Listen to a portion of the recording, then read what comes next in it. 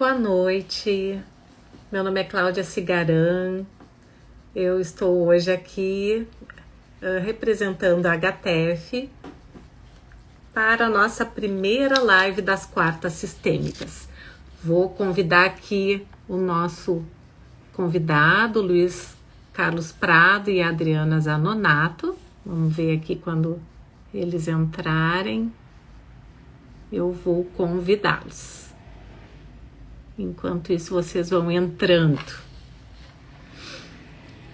Eu estou muito feliz em poder estar aqui na primeira live em comemoração aos 27 anos aí da HTF. Mês de outubro é mês de aniversário da HTF.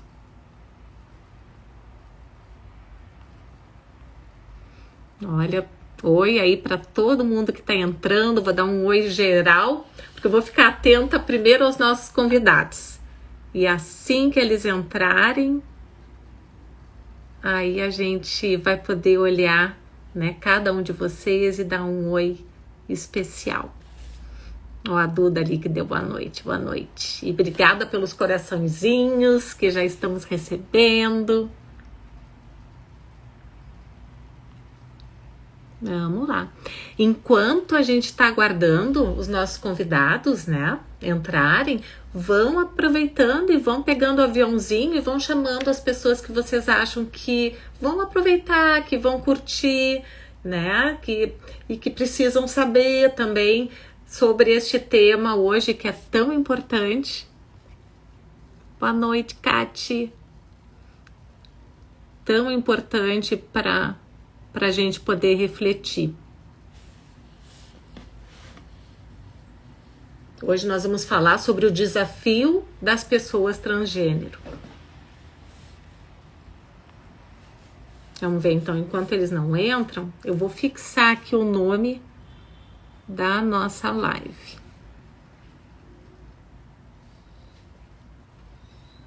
O desafio das pessoas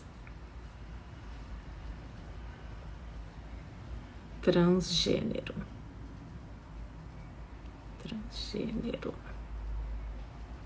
É isso aí. Vamos ver se eu vou fixar aqui.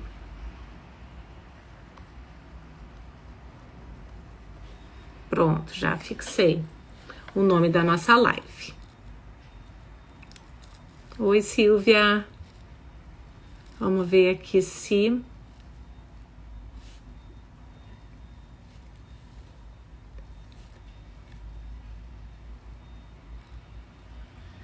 o Prado e a Adriana estão entrando. Ainda não entraram.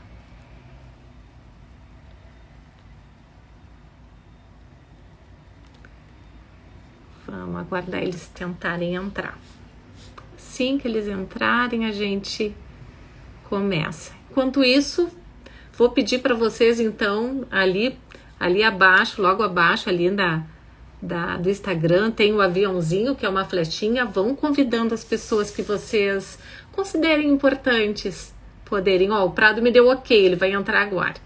Que vocês considerem importante entrarem, né, para assistir a live.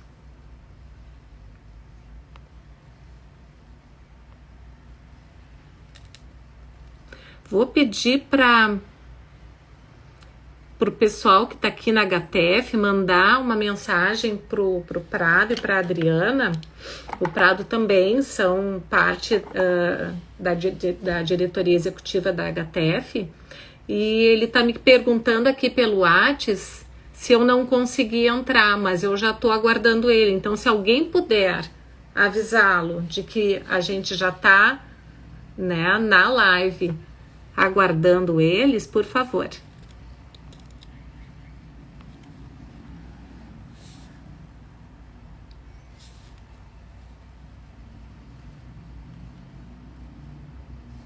27 anos da HTF, gente, Associação Gaúcha de Terapia Familiar. Já somos adultos jovens. Uma instituição bem importante, né? e que nos representa enquanto terapeutas de família e de casal. Vamos ver. Então eu vou pedir aí, que eu sei que tem a Ieda, a Kátia, a Cida, né, que são nossos, fazem parte ali também da diretoria da associação, para entrar em contato com a Adriana e o Prado e avisarem que a gente já está aqui, aguardando eles entrarem.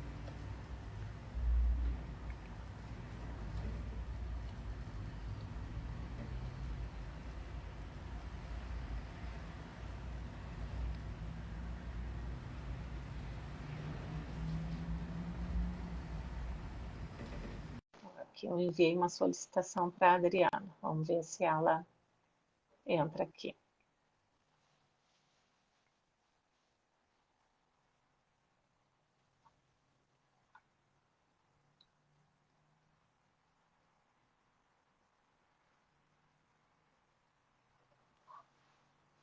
Obrigada, Silvia. Ó, vi a Adriana ali. Agora eu vou ver se eu convido a Adriana. De novo aqui, vamos ver.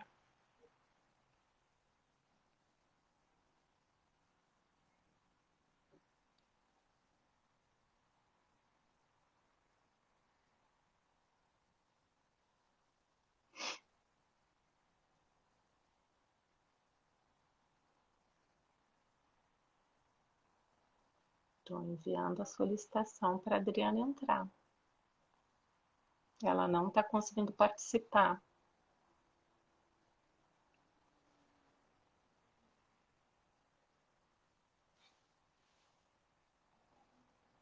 Tá, Kátia, obrigada. Ó, entraram, que bom.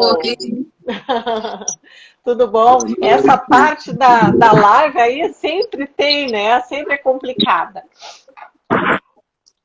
A gente sempre fica com um carão, assim, né? Para tentar encontrar aí e chamar quem vai participar da live. Mas que bom, Adriane Prato. Que bom que a gente conseguiu. Exatamente. Eu acho que a iluminação tá boa, Cláudia. Tu queres que a gente mude de posição? Tá bem assim? Eu acho que sim, eu acho que sim. Então tá O que ótimo. vocês acham, né? Não sei o pessoal o que acha que tá, se tá, enfim, adequado. Eu tô vendo bem vocês. E vocês estão me ouvindo direitinho? Perfeito.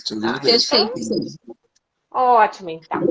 Então eu vou fazer uma apresentação mais formal, né? Porque eu acho que hoje é um dia tão especial, né? É a primeira live da Quarta Sistêmicas, né? Em comemoração aos 27 anos da HTF, Associação Gaúcha de Terapia Familiar, né? Meu nome é Cláudia Cigarão, eu sou psicóloga e sou membro da diretoria executiva da HTF, assim como o Prado e a Adriana Zanonato, que estão aqui hoje, nossos convidados, né? Que vão falar sobre o desafio, então, das pessoas transgêneros. Então, eu quero lembrar, como essa é a primeira live, o mês de outubro, em comemoração ao aniversário da HTF, cada quarta-feira, a partir das 8 horas, teremos, né, uma live com temas diversos, né, com temas que nós consideramos relevantes, então, para o trabalho do terapeuta familiar e o terapeuta de casal. Então, fiquem ligados, quarta-feira que vem, então a gente volta aí com uma outra live. O Matheus está me dizendo que está com agudo o som. Como é que vocês estão sentindo? Eu acho que vocês, Prado e Adri, estão aí com um ruído no som. Acho que não. Não? Porque estamos os dois aqui e o som está bem bom para gente. Agora parou. Não, mas o som de vocês está com um pouquinho de ruído. Quando a gente fala, tu diz? Não, independente. Independente. Mas eu acho que agora... Vamos ver. Não sei, pessoal, como é que está aí o ruído? Bom, pessoal, esse é o próprio ruído. Seria o próprio ruído de comunicação, esse. Tá, né? então Como é que vamos lá. funciona? Vamos, exatamente. Eu vejo que Então, está lembrando um monte de gente querida, né? E já. exa exatamente. Estão vendo aí? Sim, uhum. Bacana, né? Isso aí. Então, gente, né, hoje o meu objetivo, eu estou aqui como ponte, né? Eu estou aqui como ponte entre vocês que estão nos assistindo, que estão participando da live, né, através do nosso chat. Por favor, façam as perguntas de vocês, os comentários de vocês, porque o Prado e a Adriana vão estar aí para poder responder, para poder. E até faz parte, eu acho que a ideia é a gente poder ter aí uma interação com vocês. E eu estou como ponte entre a comunicação, as dúvidas de vocês, os comentários de vocês e os nossos convidados, né? Então, a Adriano Prado, o Prado é psiquiatra, né? Prado faz parte da diretoria executiva da HTF também, junto com a Adriana Zanonato, que é psicóloga. Ambos são terapeutas de casal e família e desenvolvem um trabalho muito bacana com crianças e adolescentes. Inclusive, escreveram um livro, né, entre tantos outros que escreveram, mas escreveram um livro infantil muito bacana que se chama A Menina Aprisionada, sobre o tema da nossa live. Eu acho que vocês vão falar um pouquinho do livro hoje, né? Para Sim. apresentar aqui. E eu acho bacana esse tema, assim, porque o conceito de transgênero, ele é um conceito muito complexo. Para a maioria das pessoas isso ainda é um tabu. E quando eu penso nessa questão da complexidade, eu sempre lembro, e tenho certeza que vocês conhecem, né? Na frase do Gregory Bateson, porque a complexidade, ela nos constitui como humanos. E o Bateson dizia assim: os maiores problemas no mundo são resultados da diferença entre como a natureza trabalha e o modo como as pessoas pensam. E nós ainda, século XXI, utilizamos a lógica linear para entender o que é complexo, né? E utilizar a lógica linear dificulta muito a compreensão que as pessoas têm sobre si, que as pessoas têm sobre o outro e sobre os relacionamentos, né? Então, por isso a importância da gente poder trazer cada vez mais essa reflexão como tema em especial para as pessoas que trabalham na área da saúde. Então, Prado, Adri, vou passar a palavra para vocês, né? Não sei se vocês querem fazer alguma fala, querem trazer alguma questão ou já querem entrar direto no tema. A gente quer agradecer o convite, né, Prado? Na verdade, eu sou inclusive fundador da HTF lá em 94. Exatamente, Prado, bem lembrado. Bem lembrado. Firme. E 2 anos depois já estávamos fazendo o primeiro congresso lá em Gramado. Foi um congresso muito bacana, já que a gente já organizou o primeiro que a HTF organizou aqui no Rio Grande do Sul. Depois disso, nós organizamos mais outros 2 congressos bem legais aqui na HTF e ainda um congresso internacional. Quer dizer, a HTF fez muitas coisas ao longo desse ano na área de terapia familiar, não é? Nesses anos todos aí, 27 anos já. Né? É verdade. Então, muito orgulhoso de estar aqui inaugurando as quartas sistêmicas. As quartas sistêmicas. E a gente tem, Prado, até foi bom tu falar isso, porque no Instagram da HTF nós temos um post, procurem lá se vocês quiserem conhecer um pouquinho da história da HTF, tem um post sobre a história da HTF, bem objetivo, mas acho importante, contando um pouquinho então dessa trajetória. Eu estava dizendo, Cláudia, que tem alguém botou aí que está com muito ruído, eu não sei se está sendo assim para todo mundo. Eu não gostaria que a nossa fala ficasse atrapalhada por alguma questão tecnológica, né? A gente brinca sempre com a maldição, que é a maldição que acontece sempre que se vai fazer alguma coisa que envolve tecnologia de som e de imagem, né? A gente brinca que sempre a maldição ataca. E eu não gostaria que nesse dia especial a gente estivesse aí com algum elemento interferindo na nossa fala. Então, se estiver sendo muito forte ou muito ou atrapalhando muito este ruído que algum de vocês estão escutando, por favor, se manifeste, vamos ver se a gente pode fazer alguma coisa que modifique isto. Não? Mas, entrando no tema, então, Cláudia, que tu Você tem propõe, fone, Prado? Porque realmente tem um ruído, né? tem Se ruído, vocês tiverem fone, talvez possa... ruído? Não, não, porque se botar o fone não fica o celular. Ó, tá dizendo que melhorou. Quem sabe, queres que eu entre por outro telefone? Eu vou entrar por outro, Cláudia, e tu aceita e daí a gente vê se fica melhor. Tá bem? Não, quem sabe vamos ver se é alguma coisa no meu. Deixa eu pegar, então, pode ser, enfim, por algum motivo. Até porque se tu sair, Adri, a gente vai ter que reiniciar. Alguém Vamos disse que ver. melhorou. Sabe? A Ieda, tudo bom, Ieda? A Ieda está nos escutando ali e disse que melhorou. Melhorou? Então vai ver Então, que podia ser do meu fone. Tá bom. Então vamos lá. então vamos em frente. Vamos trabalhar.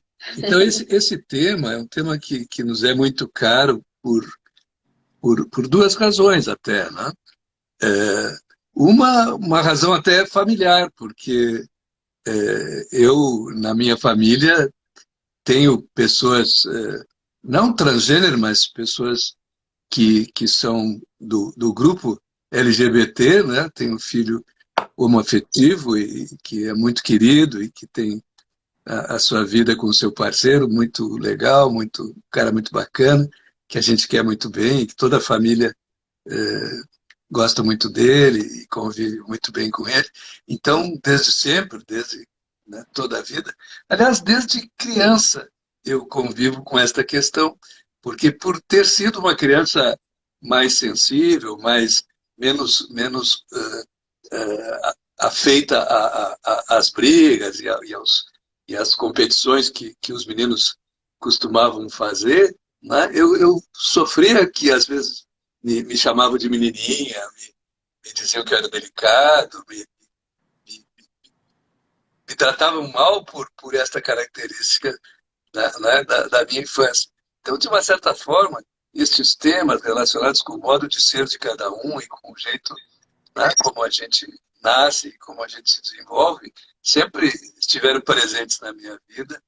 E depois, profissionalmente, eu e a Adri, trabalhando nesta área, conhecemos alguns casos de crianças transgêneras muito especiais, né? Um deles que foi o que motivou a construção do livro A Menina Aprisionada, né? Era um menino de 6 aninhos, uma pequena criança adotiva que foi nos trazida pelos seus pais para conversarem sobre aquela condição especial dela. Ele era um menino completamente feminino em múltiplos aspectos, caracterizando claramente uma criança transgênero. E nós conversamos com ele e esse pai dizia, assim, de uma forma muito sincera, ele dizia: eu sou uma pessoa muito simples, eu não sou da área, eu trabalho em outras coisas, mas eu vejo que este menino é como se ele tivesse uma menina dentro dele. Todos os gestos dele são femininos, todo o jeito dele ser, até a delicadeza que ele tem, a sensibilidade especial que ele tem, ele é completamente diferente do irmão. Eram 2 irmãos, um de 6 e um de 7. Os brinquedos, tudo que ele gosta, as bonecas, tudo que ele gosta de brincar. Então, ali foi um dos primeiros casos assim claros que a gente viu de criança bem cedo, assim, manifestando todas as características de uma condição transgênero, e inspirou quando ele dizia que ele percebia que havia dentro dele uma menina. Dali veio a ideia da menina aprisionada. Estava aprisionada dentro dele. Então, começou nosso trabalho nesta área. Depois disso, a gente sempre viu muitos casos, levou esse material a congresso, enfim. Então, sempre foi um tema que se trabalhou muito e que a gente tem um especial apreço e eu diria até um carinho por essas crianças que a gente acompanhou, esses pacientes adolescentes, às vezes, né, que a gente acompanhou ao longo da vida, porque são todas situações. Esta até inicial foi até uma situação mais leve, estes pais eram muito queridos e muito aceitavam muito bem as características do seu filho, mas ao longo do tempo também vimos famílias com muitas dificuldades de lidar com essas questões, né? E pessoas que passaram por conflitos em relação a tudo isso. Os Né? pais lidavam bem, já a família toda não Nem lidava sempre, tão bem. nem sempre, é verdade. Uhum. Vocês trouxeram uma questão assim interessante, né, de uma criança de 6 anos.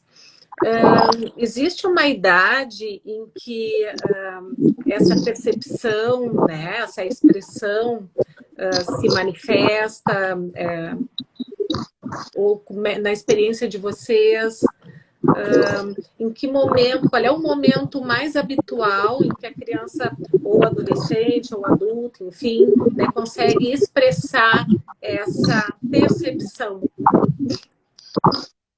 Cláudia, é uma coisa muito, muito clara como a condição transgênero é uma condição natural e que a pessoa traz dentro dela desde sempre.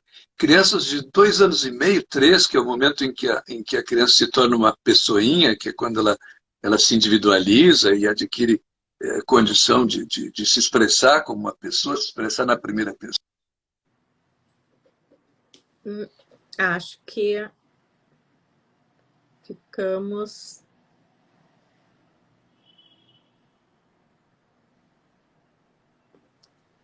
Quem é que está sem...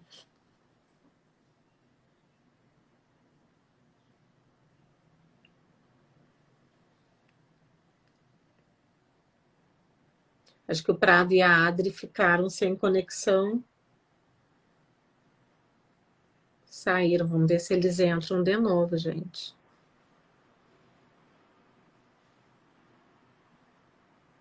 Alguém pode avisá-los para entrar novamente? Por favor. Caiu. Isso mesmo, Maria Inês. Vamos ver se eles entram de novo para a gente poder...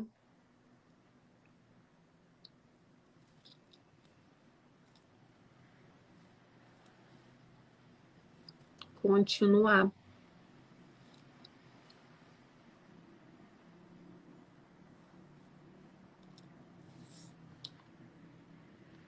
Vamos ver, pessoal. Para o pessoal que está entrando, os nossos... Ó, entraram, voltaram. Tudo de novo, né? Vocês então, ficaram... Eu não sei se vocês perceberam, Adri, Prado, não sei se vocês perceberam, mas vocês ficaram travados e, inclusive, saíram, perderam a conexão com a live e estão retornando agora. Isso. Nós percebemos. Então, nós iniciamos, né? Tu estava iniciando a resposta para a minha pergunta, né? Se existe algum momento... Crianças, né? Uhum. Da idade das crianças de 2 anos e meio a 3 anos, que já apresentavam, às vezes, com bastante clareza, características, né, e evidências desta condição, que é uma condição natural, que é uma condição que algumas pessoas têm diferente das outras, né? E que se desenvolve ao longo da sua vida. Mas pela sua peculiaridade, porque há uma condição de gênero que é o que a gente chama o gênero designado, quer dizer, nasce um menino, nasce uma menina, biologicamente, quer dizer, tem pinto, não tem pinto, os pais comemoram, é um menino, é uma menina, e os pais fazem toda uma expectativa em torno daquela pessoa que nasceu, né? Se é um menino, vai ser festejado como menino, se é uma menina, será festejada como uma menina, e os projetos e sonhos que os pais têm para aquela pessoinha são em função do gênero designado pelo sexo que nasceu. Só que dentro daquela pessoa tem, às vezes, um outro gênero diferente daquele que é o gênero designado, que a gente chama o gênero experimentado, percebido subjetivamente e que mais adiante e gradualmente vai sendo expresso através de comportamentos diferentes daqueles que seriam os esperados para o gênero designado no nascimento. Então essa disforia, que é como hoje o DSM-5 trata essa questão, porque isso não é um transtorno, e antes se falava em transtorno de gênero, até o DSM-4 ainda se falava em transtorno de gênero. O DSM-5 fez essa correção muito adequada e muito correta de chamar de uma disforia, quer dizer, é um desencontro, não é um transtorno, é uma evidência, é uma situação peculiar, onde há um desencontro entre a percepção subjetiva que a pessoa tem da sua condição de gênero, da sua condição de.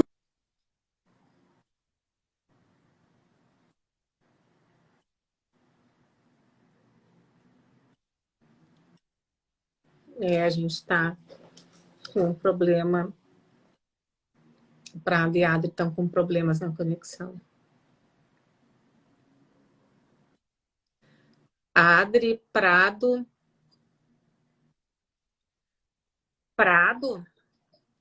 só te interromper, porque a conexão não está muito boa de vocês. Eu não sei se vocês estão no Wi-Fi ou se vocês estão no 4G, né? Eu sugiro passar para o 4G, porque talvez melhore a conexão de vocês. É uma pena que está muito interrompido. Se melhora agora. A gente trocou para o 4G agora. Uhum. Joia. Até onde a gente estava sendo escutado? Tu estava trazendo essa questão, ali agora tu estava trazendo a questão do diagnóstico do DSM-3, né? E aí... DSM-5. Isso, DSM-5. Da questão do não diagnóstico, né? Ou seja, do diagnóstico e do não diagnóstico. Uhum. Que é um Inclusive, a gente... de normalidade. É um diagnóstico de normalidade, né? Então, são condições naturais, são condições humanas diferentes, né? Variantes da condição que a maior parte das pessoas tem, não é? Que nasce com um corpo físico, um gênero designado, e tem uma percepção subjetiva também daquele gênero, e se expressa a partir daquele gênero, com toda a gama de variações que a gente sabe, porque o ser homem ou ser mulher, numa cultura como a nossa, tem expressões as mais variadas, né? E uma gama de diferentes formas de ser homem, de ser mulher, né? Por exemplo, um homem tipo machista, tipo macho alfa, assim, né? Brigão, violento, agressivo, etc., é um homem, é um tipo de homem, né? Mas homens pode ser também muito diferente disso, pode ser muito mais suaves, pode ser muito mais sensíveis, pode se expressar de maneiras muito mais delicadas até, né? Então, na gama do ser homem, semelhante ao ser mulher, que também tem diferentes expressões, né? Então, nada é de um jeito só, né? É um espectro de variantes do ser masculino e do ser feminino. Mas há esta característica que é uma coisa integral, assim, realmente a pessoa não se aceita, não se quer, não se percebe como sendo daquele gênero designado.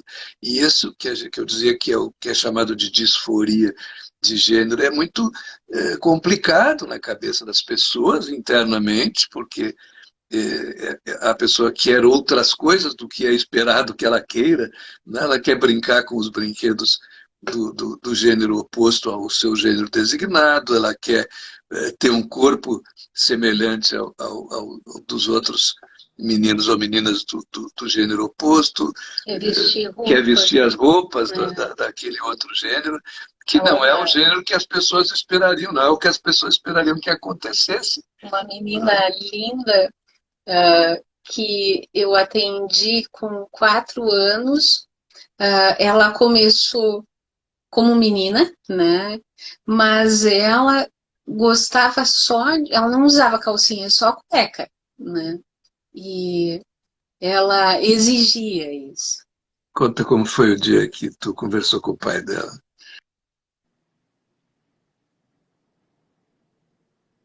Oh, que pena. De novo. De novo? Caiu de novo. E aí nós paramos ali na pergunta que o Prado te fez. Foi uma pergunta bem interessante. Sim, e a menina estava sofrendo com isso, né? Porque ela dizia que ela era um menino. E naquela ocasião eu posso conversar isso, porque isso foi publicado, autorizado pelo pai, Pela família. pela família. O pai me disse, ele chegou e disse, eu quero que tu convenças ela a ir numa festa de vestido, porque ela gostava de usar só calça e com a cueca aparecendo, que nem usam os meninos, né? E eu disse para ele, tá bem? Então, tá certo. Eu convenço ela, desde que tu vá de vestido também, né? Na festa, que ia ser uma festa importante. Eu acho que foi a primeira vez que ele, então, realmente se conectou com Muito bacana, Adriana. com aquela Sim. sensação, Que assim. levasse ele a uma experiência de empatia. É. Então, como é que ele chegaria numa festa, num clube importante, de vestido? Era muito desconfortável para ele. E a partir dessa provocação, as coisas mudaram, né, nessa família.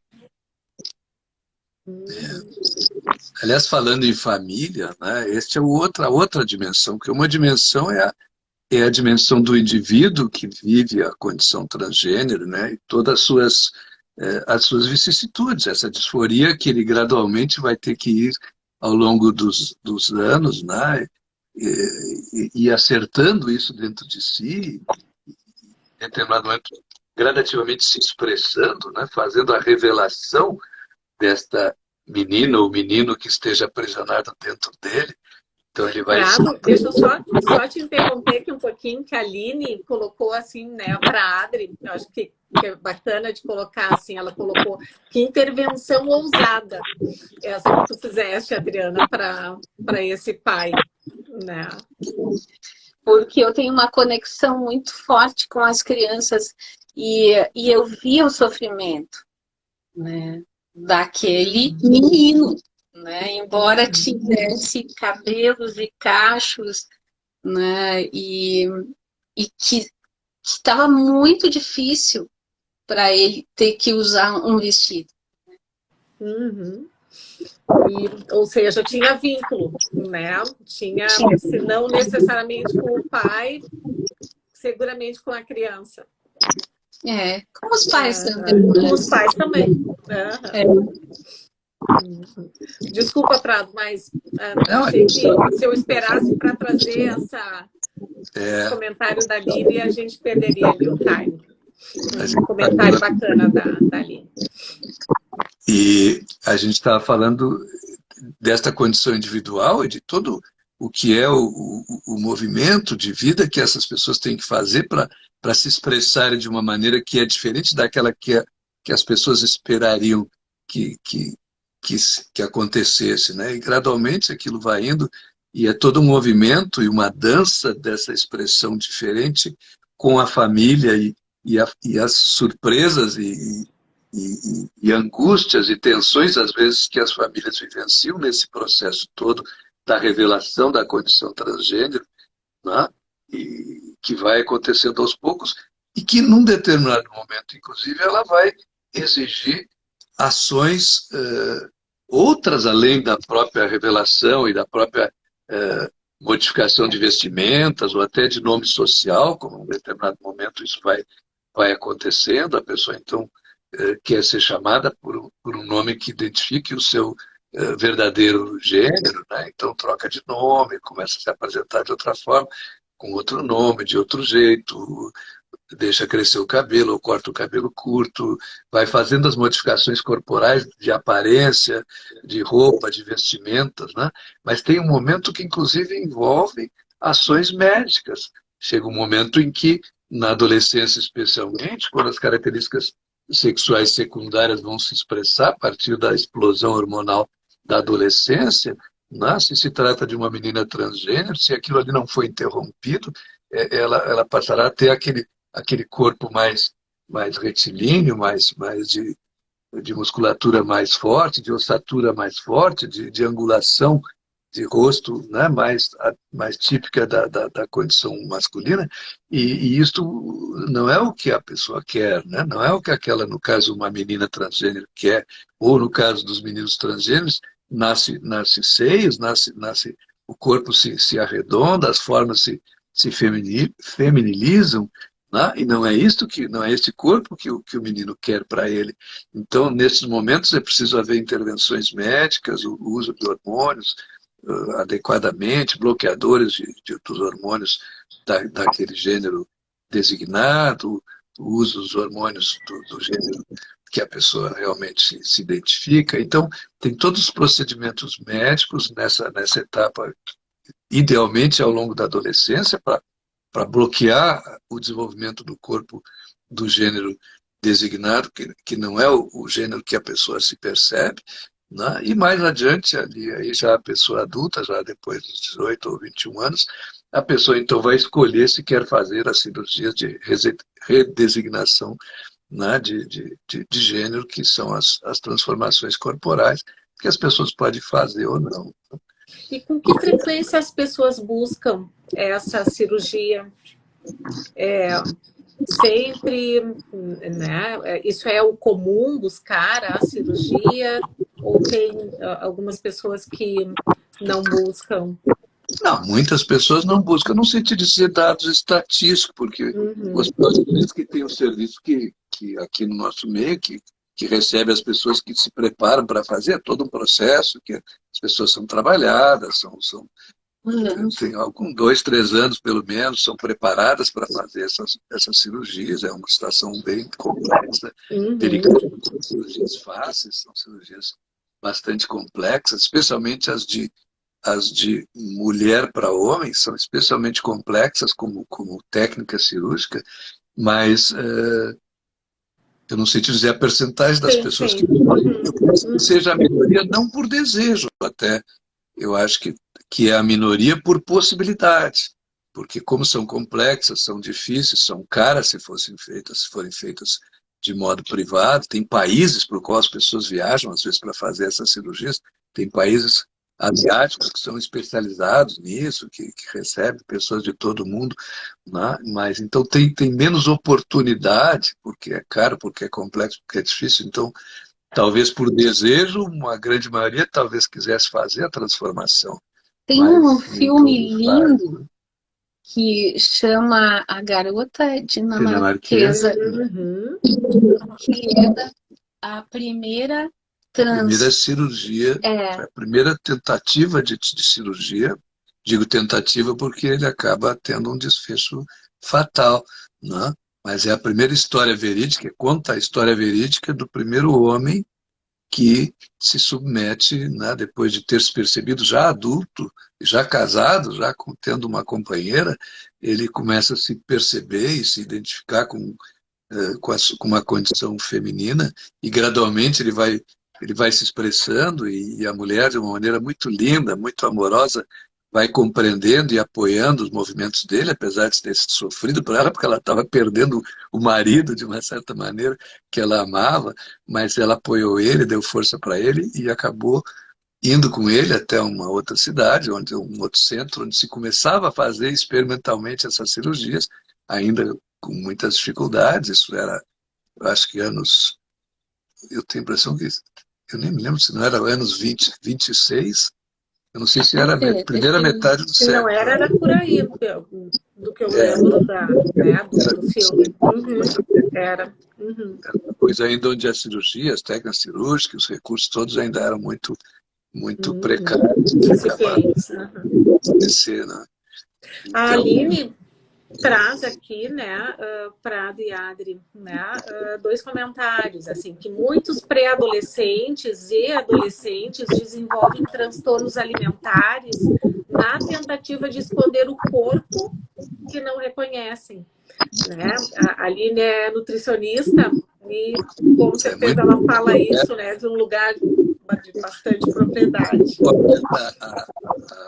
A observação da Aline, querida colega nossa, Uhum. porque é exatamente isso. Uma das alternativas aí disfuncionais, não é, que as pessoas encontram é, por exemplo, esconder seu corpo, né? Seja deformando ele, se engordando e descaracterizando suas formas para que não, não, não apareça aquilo que a pessoa não quer ver, não gosta. Exatamente. Ela coloca até que muitas vezes acaba sendo tratado como um transtorno alimentar, né?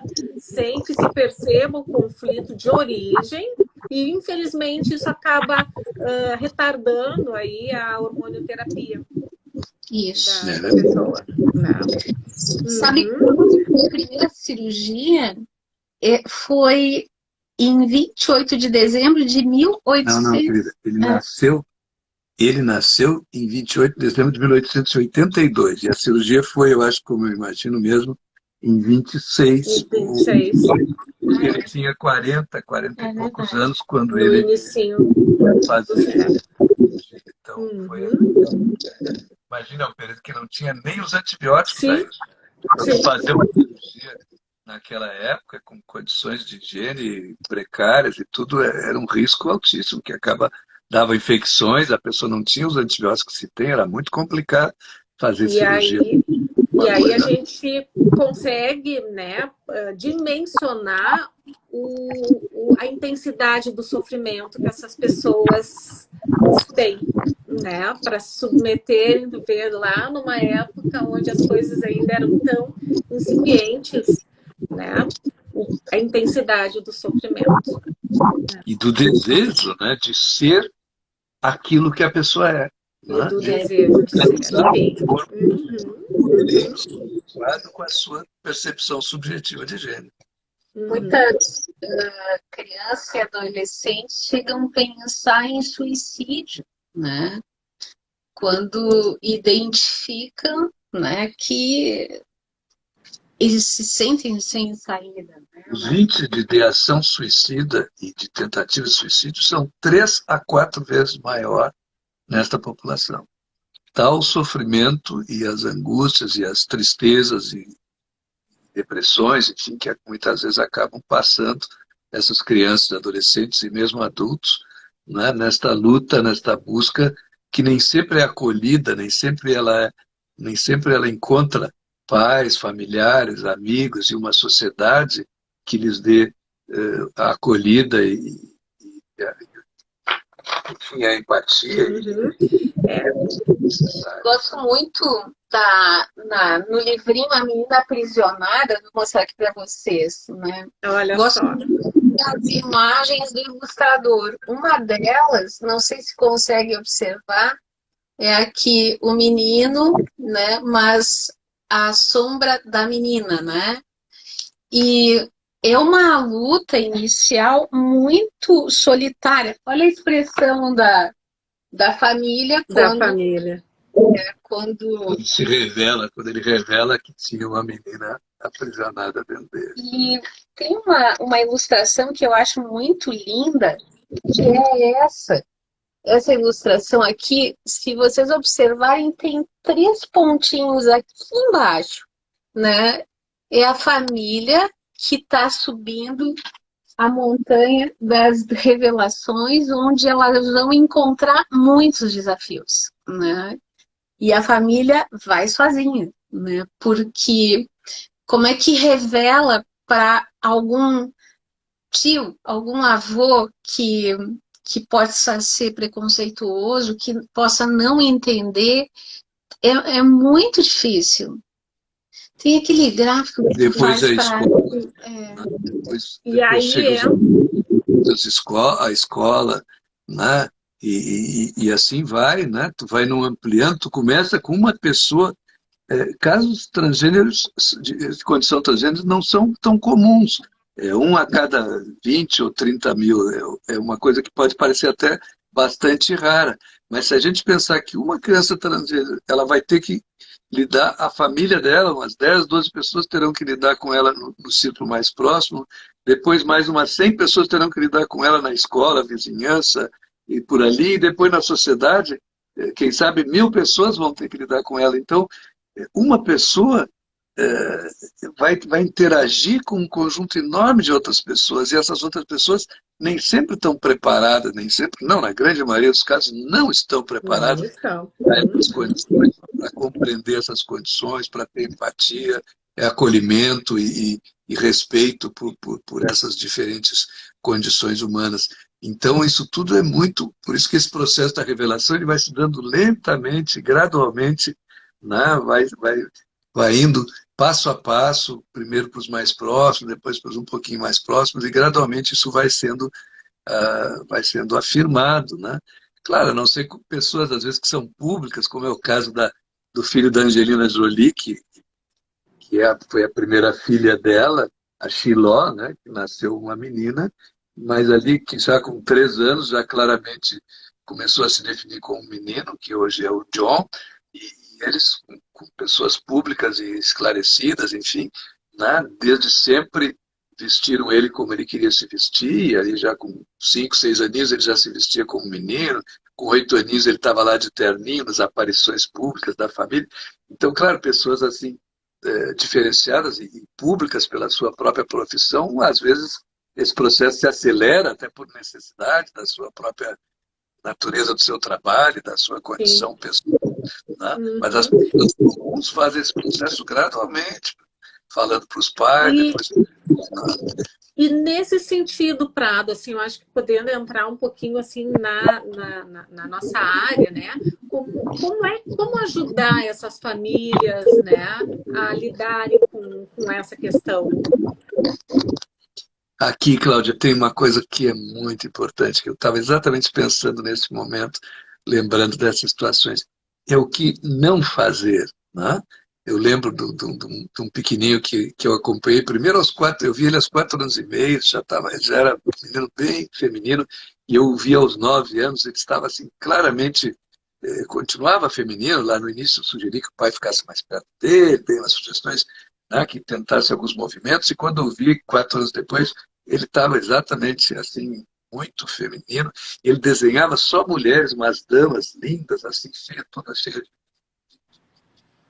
pintada e com adornos de todo tipo, e penteados diferentes. Ele era quase um estilista, assim, todos os desenhos dele eram desenhos assim, de roupas e mulheres. Ele claramente se identificava como uma menina, e eu comecei a trabalhar com os pais isto, né? Que os pais se preparassem para isto, que eles tinham, na verdade, uma filha menina que estava se expressando. E eles foram consultar com uma outra pessoa e, em determinado momento, alguém indicou, então, que eles fizessem uma terapia com ele para tratar isso, né? Isto é o que não se deve fazer. Isto hoje é considerado, inclusive, antiético, de não se tratar pessoas para que elas sejam o que elas não são, para que elas deixem de ser o que elas são. Né? Pessoas que têm uma condição transgênero são meninos ou meninas transgêneros, pessoas que têm uma condição homoafetiva são pessoas de condição homoafetiva, e isto é natural, isso é próprio de cada pessoa, e jamais se deve fazer terapia para mudar isto, mudar a natureza das pessoas. Isso hoje já é considerado, inclusive, um erro grave profissionalmente. Não é? Uma das atividades do CONCREAT, que é um congresso de infância e adolescência que vai acontecer entre 18 e 23 de outubro agora, é uma entrevista com o Levi Aizar. O Levi é um cantor, né, dublador, um menino encantador que recentemente participou do The Voice como Lavinha. Ele era Lavinha depois, né? Depois o The Voice é um menino que tem muitos seguidores no TikTok, e ele resolveu então assumir de que ele era transgênero e contar a história dele, né? E contar a história dele. É muito bonita a história desse menino. Tem uma voz belíssima, assim, e ele teve muito apoio de todos os seguidores dele, mas com alguma dificuldade com a família. A mãe aceitou, com uma certa restrição por causa da religião, né? Isso ele fala na entrevista no Concrearte e também numa entrevista linda que ele dá na UOL, né? Onde ele conta das dificuldades que ele teve e da dificuldade que ele teve com ele mesmo, né? De se aceitar, mudando a forma do cabelo, mudando as roupas. Muitas vezes ele não conseguia se sentir nem menina nem menino, né? E agora, então, agora sim, ele é o Levi. E foi legal que ele foi fazer uma mudança de nome, né, no cartório, e a pessoa que foi fazer a mudança errou o nome, e daí ficou Levi. Né? Ele ia usar um outro nome e ele achou que estava bom, né? Que era parecido com Lavínia e assim ficou. Acolheu esse nome.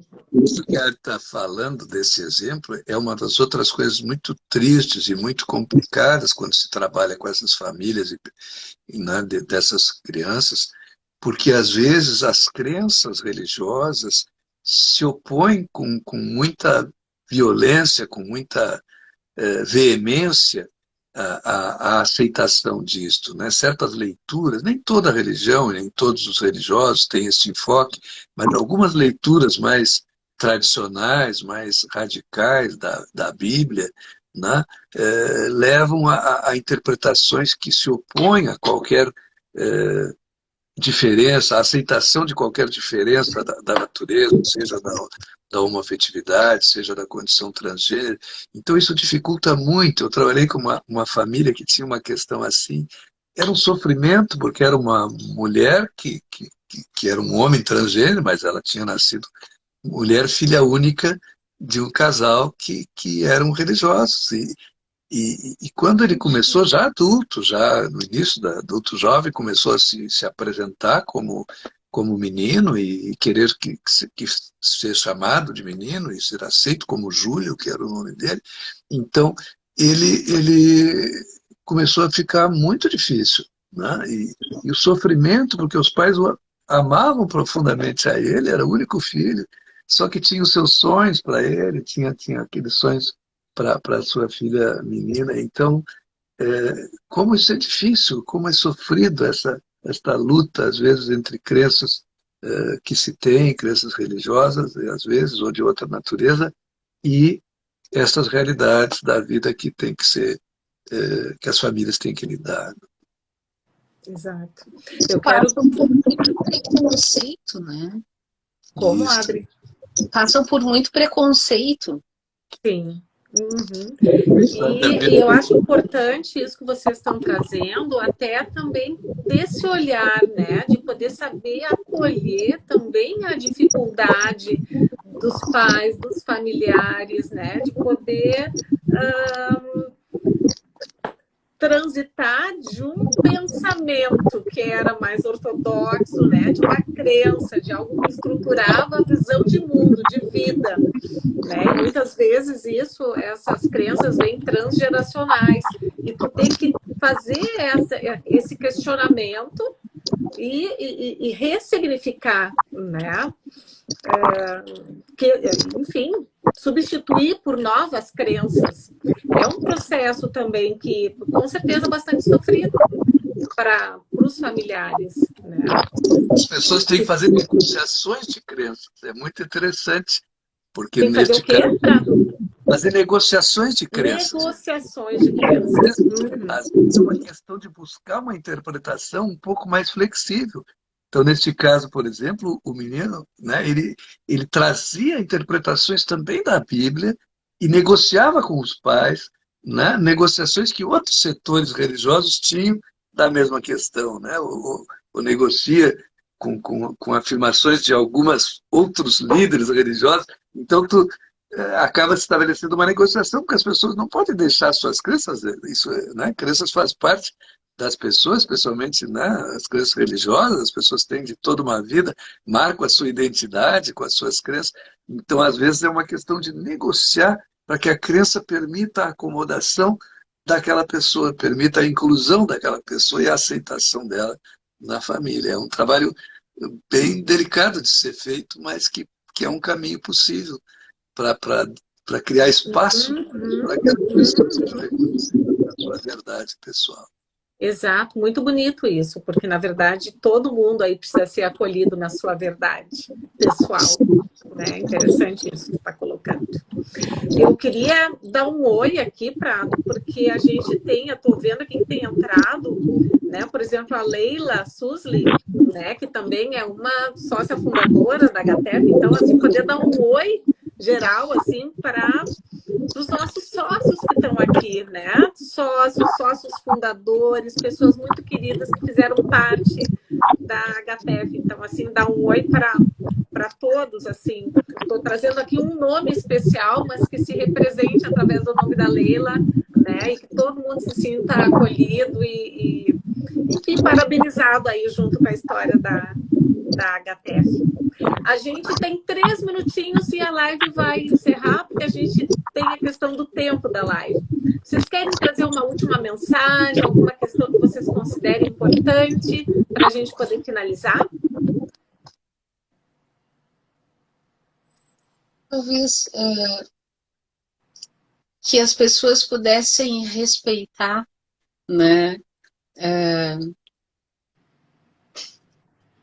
Respeitar todas as pessoas em geral, né? Talvez a coisa mais importante é poder ouvir e poder acolher e respeitar, né?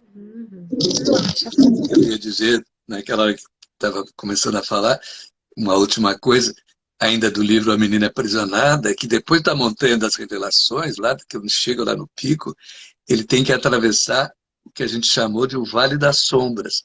E o Vale das Sombras é um lugar muito obscuro, pantanoso, cheio de árvores retorcidas, e onde moram os monstros da visão distorcida. E os monstros da visão distorcida são do preconceito, da implicância, da violência, da não aceitação, enfim. Olha, né? Que lindo! Monstro da visão distorcida, achei muito interessante. E são esses monstros, na verdade, que as pessoas têm que enfrentar na vida, né? Quando tem uma condição diferente, não só a condição transgênero, mas todas as pessoas diferentes. Tem um livro lindo do Andrew Solomon, que escreveu Longe da Árvore, onde ele pega 10 temas diferentes de pessoas diferentes, e ele faz um estudo muito bonito e muito delicado e muito sensível sobre as diferentes condições, autistas, anões, pessoas com deficiências visuais, pessoas com deficiências intelectivas. Ele pega várias coisas, inclusive as condições transgêneras. Longe da árvore. Muito bacana. Acho que é uma excelente sugestão. Então, ficam 2 sugestões. O livro Longe da Árvore, o livro A Menina Aprisionada e o filme, para quem não viu, A Garota Dinamarquesa, né? Para poder, então, o pessoal ficar aí como dica de leitura e de filme. Prado e Adri, muito, muito obrigada pela participação de vocês. Eu acho que foi uma reflexão muito bacana, né, que foi feita. Eu acho que sempre é bom refletir com vocês, né? Vocês sabem disso, e isso aqui um monte de pessoas, né? Só que eu não consigo trazer, mas, né, muitas pessoas trouxeram isso aqui. Que bom ver vocês, que bom estar aqui com vocês. E também a todos que nos assistiram, estiveram conosco e até lidando aí com os problemas da tecnologia, né, que hoje em dia está virando já parte da nossa vida. Prado, Adri, beijo para vocês, beijo para todos que nos assistiram e até a próxima quarta-feira. Até a próxima quarta. Tchau, pessoal. Tchau. Tchau.